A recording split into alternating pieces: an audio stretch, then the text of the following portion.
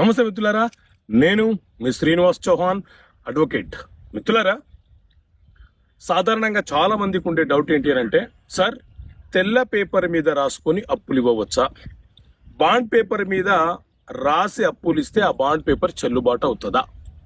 So మిత్రులారా, promissory నోట్ల గురించి ఈ రెండు చట్టాలు చాలా స్పష్టంగా వివరణ ఇస్తున్నాయి. ఒకటి నెగోషియబుల్ ఇన్స్ట్రుమెంట్ యాక్ట్, రెండు ఇండియన్ స్టాంప్ యాక్ట్.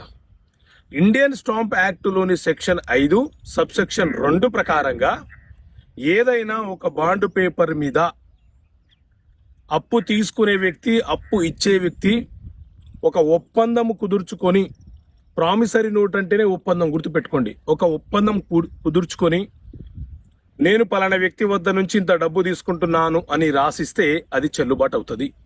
అదేవిధంగా తెల్ల కాగితం మీద రాసిన దానిని ప్రామిసరీ నోటుగా